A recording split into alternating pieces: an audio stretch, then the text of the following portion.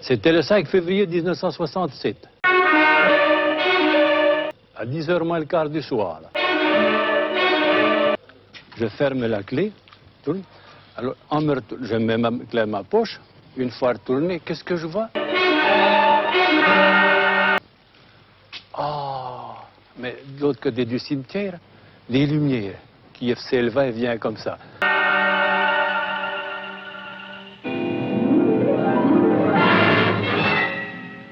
Les envahisseurs. On dit, ça me fait l'effet d'un tracteur qui doit labourer un champ par là. Mais j'avançais, mais je dis tout de même, c'est pas ordinaire, ils devraient sortir. Tout d'un coup, qu'est-ce que je vois?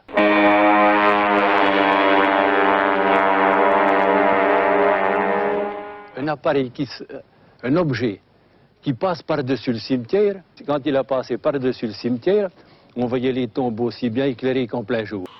Cela a commencé par l'atterrissage d'un vaisseau spatial. Même mieux qu'en plein jour. J'appelle la patronne, j'ai dit, mais ma petite fille qui était là, je dis, viens vite. Je dis, viens vite voir l'appareil. Viens vite voir l'appareil, un appareil. Mais regarde dans l'engin. Alors, réponds. Marcel Vincent les a vus. Pour lui, tout a commencé un soir alors qu'il revenait d'un meeting politique aux alentours de Marseille, tandis qu'il cherchait un raccourci que jamais il ne trouva. Quand j'ai vu l'appareil qui descendait là, qui descendait sur nous, moi j'ai eu peur, j'ai dit ça va brûler la maison et nous avec. Je me suis sauvé dans la cuisine et puis j'ai pas bougé. Cela a commencé par l'assoupissement d'un homme que la fatigue avait rendu trop las. Alors, n'est-ce pas, nous sommes restés ici, nous deux, ma petite fille, Marie-Solange, qui avait 17 ans en ce moment-là. Et puis alors, on est resté là, inquiet. L'appareil est arrivé à nous, Alors, si bien que je ne disais rien, tout d'un coup, il s'est amené dans le jardin, exactement là.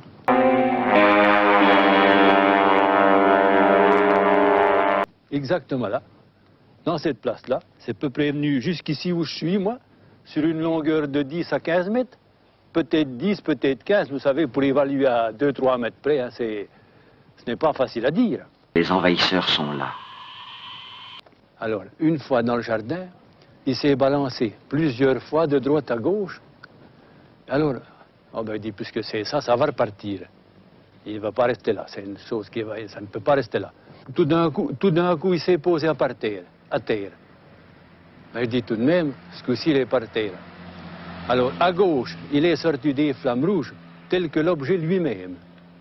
Sans bruit, sans rien du tout. À droite, il est sorti des flammes oranges, plutôt rouge-orange, n'est-ce pas? Et puis, on a senti un bruit. On a entendu un bruit.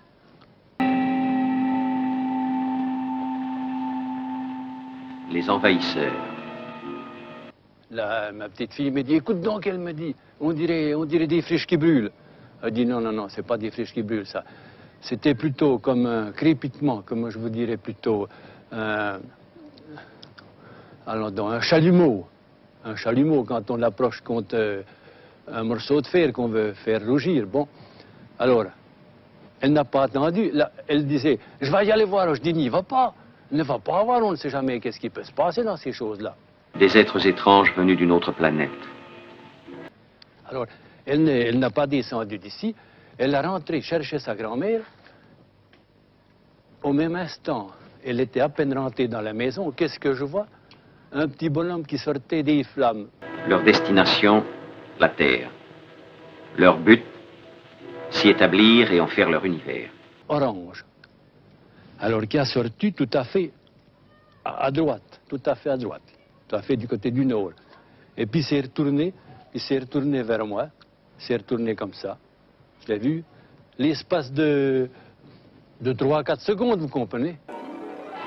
Les envahisseurs, ces êtres étranges venus d'ailleurs pour conquérir la Terre. Je te jure, on va tous les niquer. C'est tout, j'estime ça 3 à 4 secondes. Le petit homme, il était comment?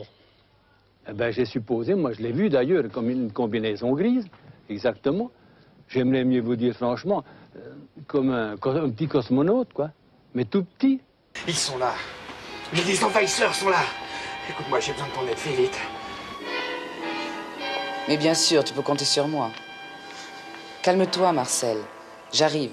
S'il avait 1 mètre d'auteur, c'est tout ce qu'il peut avoir. C'est tout ce qu'il pouvait avoir. À quelque chose près, vous savez, je ne pense pas me tromper. J'ai rentré tout de suite, j'ai dit à la patronne, mais je dis, et puis ma petite fille, venez de voir, ce petit bonhomme-là qui vient de sortir, il y a un petit bonhomme qui vient de sortir, venez de voir. Le temps que je suis été dans la maison, et les appeler, la fille est sortie avec moi, mais la patronne n'a pas voulu sortir du tout, elle a eu trop peur. Au moment que nous étions ici sur l'escalier, nous avons vu, on a vu une boule simplement qui se reformait. Tu marches comme Prévost. Les couillons, il est tombé dans les pièges.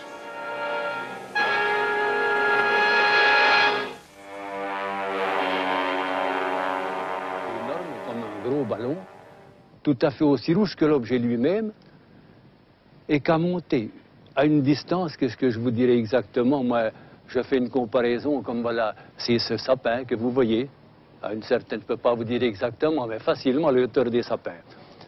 Alors, il a monté tranquillement, sans bruit, sans rien, il a monté tranquillement, et puis une fois qu'il était à peu près à la hauteur que je vous indique là, il s'est arrêté 2-3 secondes, mais je dis tout de même, qu'est-ce qui va encore se produire? Puis tout d'un coup, plop, il est parti en vitesse dans la direction du sud-ouest. Bonjour, monsieur Vincent. Bonjour, monsieur Vincent. On peut vous aider, Nardin Pétan. On peut vous aider? Tout court? Puis ma foi, tant que nous l'avons vu, nous de la petite, eh bien, on l'a regardé. Puis alors, qu'est-ce que vous, quand on a été... On a pu vu qu'un point insignifiant, on a dit, qu'est-ce que tu veux? On ne le voit plus maintenant, il faut rentrer. Non! Mais... Les envahisseurs sont là. Ça, c'était notre seule preuve. Quelle preuve? Les envahisseurs peuvent prendre plusieurs formes différentes.